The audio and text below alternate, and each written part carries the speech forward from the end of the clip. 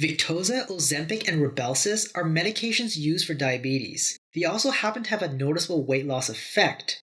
Currently, none of these three are approved in Canada solely for treating obesity. Nevertheless, they can also help patients who are taking them to lose weight. But how do they work? And how do their weight loss effects compare to the official weight loss drug known as Saxenda?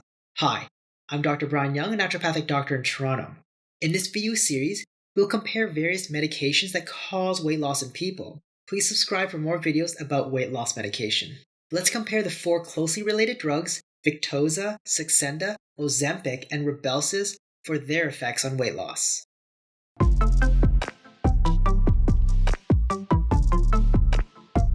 Victoza and Saxenda are essentially the same drug, known as liraglutide, just officially used for different purposes. Whereas Victoza is used for diabetes, Saxenda is used for weight loss. Ozempic and Rybelsus are also essentially the same drug, known as semaglutide. Both are used to treat diabetes. However, Ozempic is injected, whereas Rybelsus is a pill. They all work in similar ways by stimulating the effects of a hormone called glucagon-like peptide 1, or GLP-1.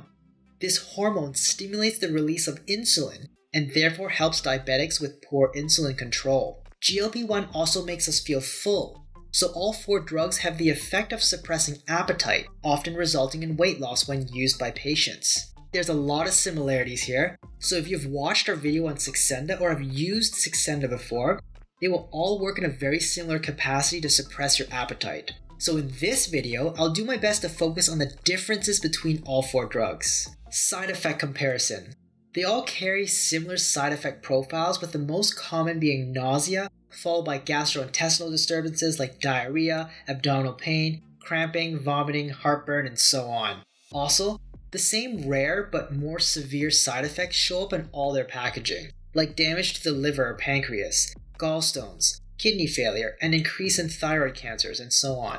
Except for Rybelsus, which is a pill taken orally, you'll have to learn how to self-inject if you use any of the other medications. So bruising, bleeding, and other side effects related to injections are applicable to Victoza, Saxenda, and Ozempic. Dosing comparison. Probably one of the biggest differences between all four drugs is how they're dosed. Victoza and Saxenda, which is liraglutide, are given by injection once per day. However, Saxenda is often dosed higher than Victoza to achieve a greater appetite suppression at the expense of increased side effects. Ozempic, which is semaglutide, is given by injection as well, but only once a week. Despite the less frequent injecting schedule, Ozempic does not necessarily have less side effects than Victoza or Saxenda. Rybelsus, which is also semaglutide, is a pill taken once per day. Despite not being injected, there's no evidence to suggest that Rybelsus has less side effects than Ozempic. Approved uses and availability.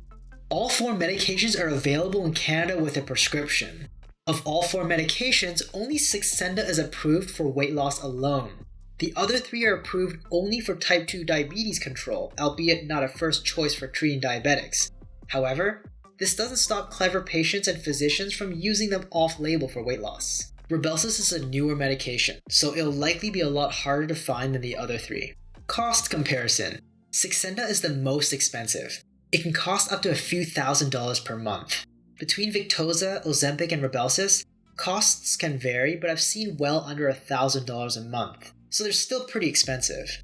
Also, Victoza and Ozempic are often covered by insurance to help treat diabetics, while Saxenda, which is used to just treat obesity, is not covered as often. Which is more effective?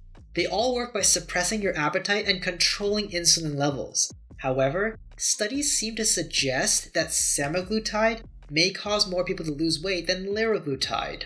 The total amount of weight loss appears to be similar, just that more people are losing weight on semaglutide. This would suggest that Ozempic and Rybelsus probably works just as well, if not slightly better, than Victoza and Saxenda in causing weight loss in patients. Between Victoza and Saxenda, the higher dose used in Saxenda makes it more effective for weight loss than Victoza.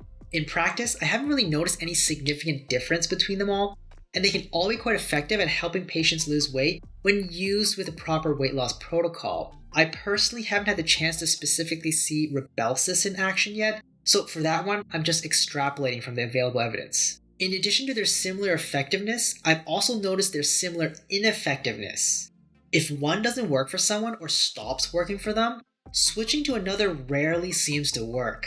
For example, I've had patients put onto Ozempic and then experience no weight loss. They then switched to Saxenda and experienced the same thing, nothing. I've also had many patients switch from Saxenda to Ozempic when Saxenda stopped working for them, and many of them had no additional weight loss effects. Summary. They all may be useful if you have a hard time with controlling hunger and tend to overeat and snack too often. At the moment, only Saxenda is approved for weight loss alone. So if you're not diabetic or have blood sugar issues, you're probably getting Saxenda. While I cannot officially condone off-label use, if you had the choice to try any one of them to help with weight loss, Ozempic may be easier in your wallet and might be easier to get yourself used to injecting your own medication since it's only done once per week. Rybelsus is a lot newer than the others and may be more difficult to get, but if you can get it, it may have the additional benefit of not having to inject yourself. However, if you've tried any one of them before and it hasn't affected your weight, switching to another will not likely have any effect on your weight either. Regardless, you'll need to check with your doctor to see if any of them are appropriate for you to use. And remember that the drug should never replace the implementation of good dietary and lifestyle habits for losing weight. Let me know in the comments down below if you have any experiences with these drugs, and if you found this video helpful, please leave me a like. As before, I'm Dr. Brian Young, bringing you weight loss info on this channel. Subscribe and hit the notification bell if you're interested in learning more, and share it with someone you know can use the help.